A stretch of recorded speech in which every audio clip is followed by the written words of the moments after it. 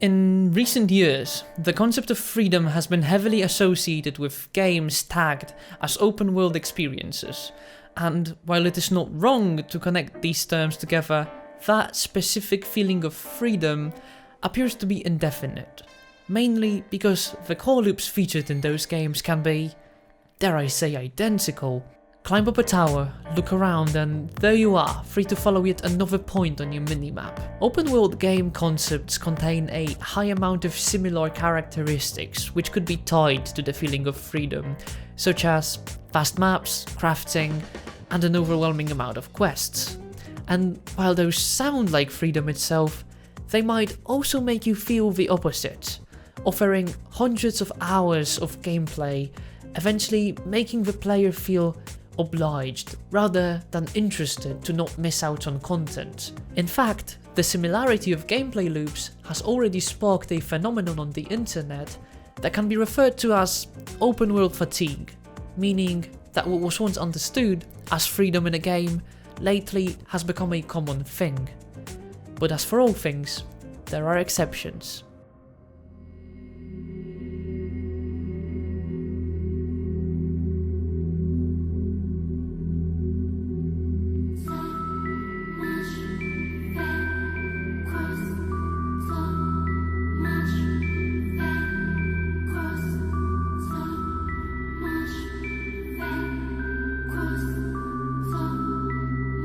In 2017, a game came along, one that challenged expectations and took on the concept of freedom in a refreshing way. For the creation of NieR Automata, the director Yoko Taro was freelancing at Platinum Games. At that time, Square Enix wanted to work with the studio, while Yoko Taro wanted to do something with NieR, which eventually led a Square Enix's producer, Yosuke Saito, to suggest combining the two ideas. The dedication of the director is probably the first thing that plays a major role. Yoko Taro wants to spend most of his time to work on something that he likes. He can write scenarios, edit video, and claims to be able to work pretty much anywhere.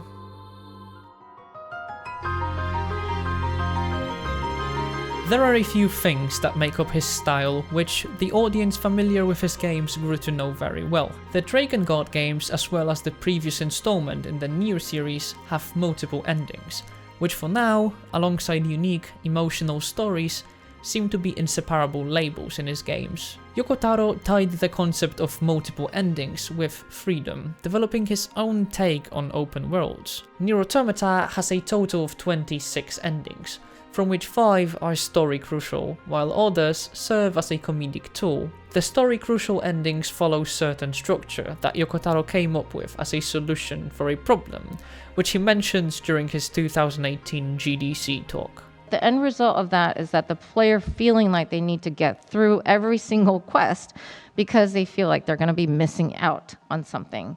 It is transformed into kind of an obligation. First, he took some hints from other games, recalling Super Mario Bros. As an example of a game that breaks its own rules. In the second level of the first world, there is a warp room that you can access by standing on a moving platform. A platform which encourages you to jump on what seemed to be the world-limiting ceiling. That sudden break in convention makes you think whether you're still playing a game with linear progression, or one that rewards you for acknowledging freedom within boundaries.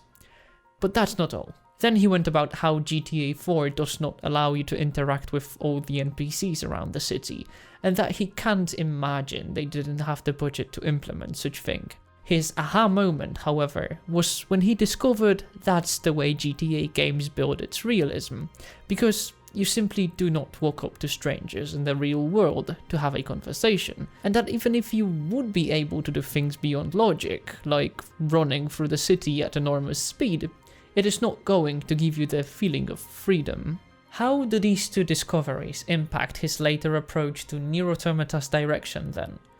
Well, to quote the director himself, just from these two examples from Super Mario Bros. And GTA, in order to make someone feel sense of freedom, we need a frame that inhibits freedom, and that is key to making that world happen. To briefly go over his presentation of the world building process he spoke about during the same GDC talk, imagine that this circle contains the world of the game. As the second circle appears, he elaborates on the initial idea in order to expand the player's perceived framework of the world he already knows. This, to him, is comparable to the feeling of discovery, something within a game that the player initially didn't know was possible. The best example of a recent game that had just so many moments like this would be The Legend of Zelda: Breath of the Wild, and for example its mechanic which allows you to lift yourself up while gliding above fire. That moment of making the player believe something was not possible is truly the sense of freedom in a game.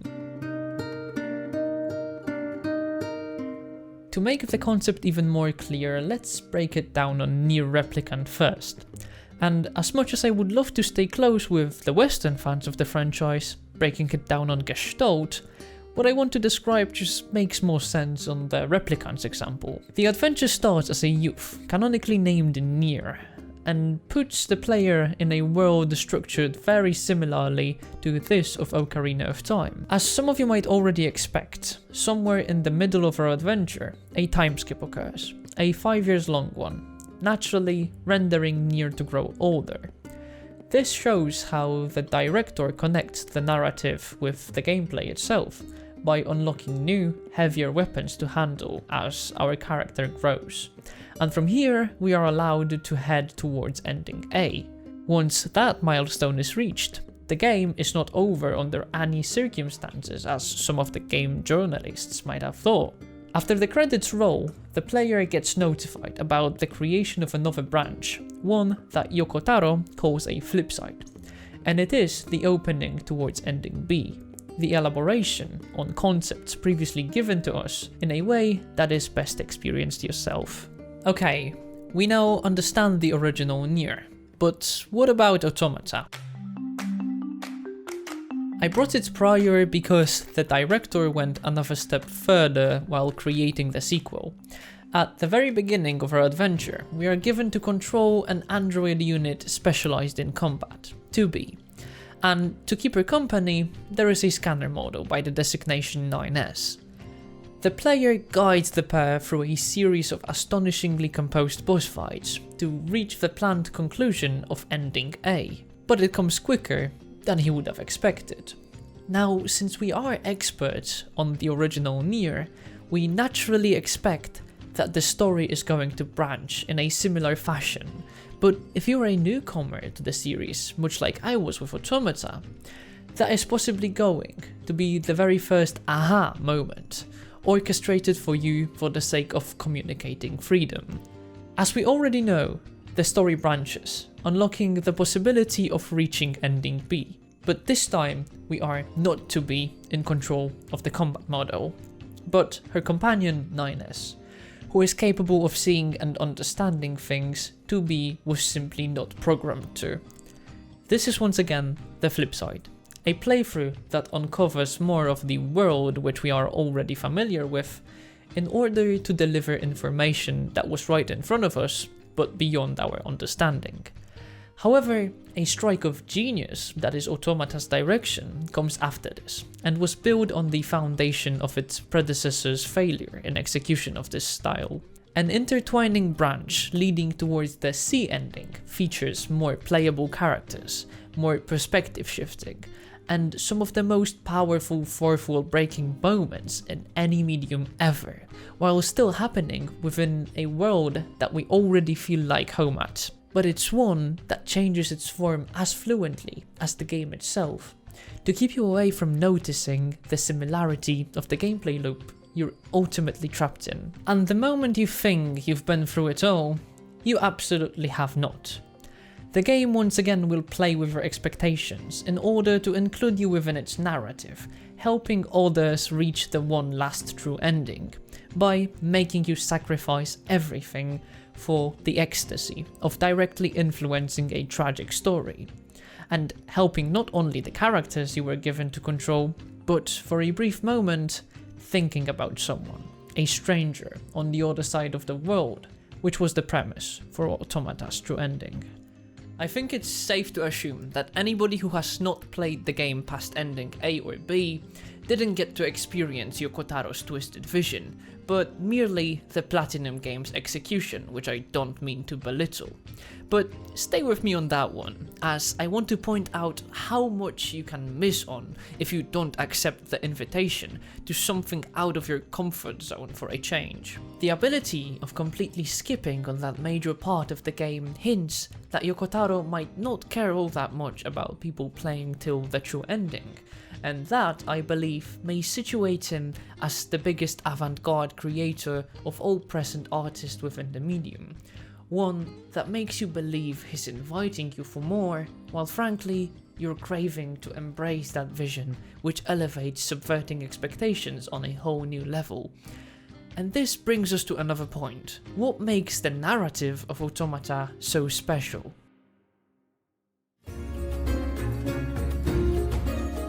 The latest entry in the NieR series hits the exact point the director wanted to with his games. It is profound with its storytelling, emotionally captivating, but most importantly, it uses the mentioned advantages in order to deliver an experience that is unique to video game narrative. The director claims that he wants to fight the feeling of entering a blind alley, which has been resonating within the medium, with great games not being confident enough to challenge expectations, but much like film and music, remain in a comfort zone, ultimately leading to wasting the potential of such interactive medium. The way he goes about writing stories is interesting to say the least.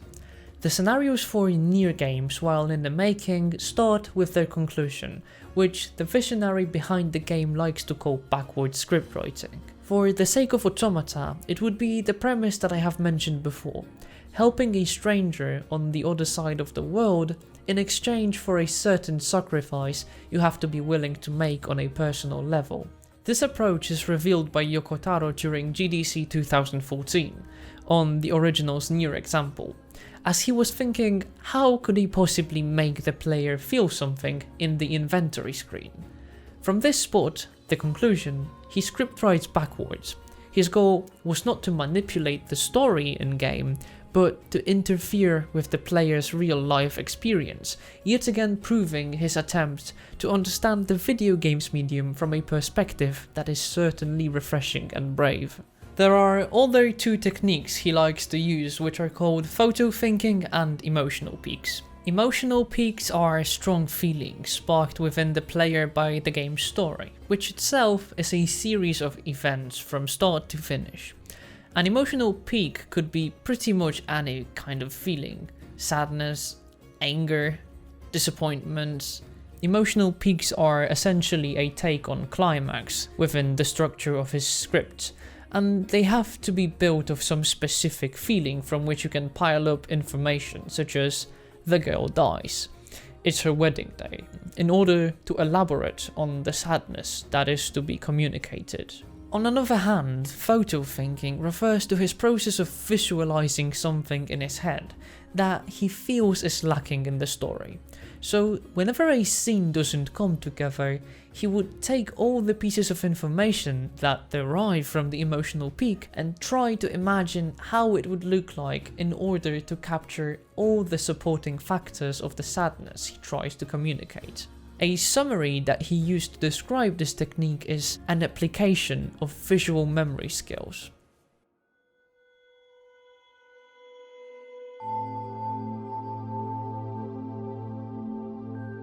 The philosophy of NieR Automata is surely a strong point and most certainly delivers everything that's needed in order to make the game profound as an entry to existentialism, rather than something that just derives from it. However, this topic is vast enough to be rewarded with a tag deserves its own video, so I'll just briefly go about its presence in the game other than the appearances of philosophers in the form of NPCs, which I believe has already received enough coverage. Yoko Taro defined the game's central theme as agaku, a Japanese word meaning to struggle out of a bad situation. He wanted the narrative of Automata to be dry, as a contrast to its predecessor's premise of being wet, so he focused on concerning the world's unfairness and the prejudices the characters are forced to confront. There is, however, a recurring element from his previous work, and it is the examination of why people kill and the consequences of such action, putting the player in the role of the killer, not the other way around. This comes down to the ultimate problem of having a meaningful existence, which the cast of his characters confronts head-on, as their main point of existence is to fight the greatest threat humanity has ever seen, in order to protect their gods. I believe the direction of NieR Automata is one that learns from the past on its charming, but not free of flaws predecessor, and is an example to anyone who thinks his work is imperfect. It is up to us to stay loyal to our beliefs, because even if they don't work once, they might conquer the world as we keep on trying.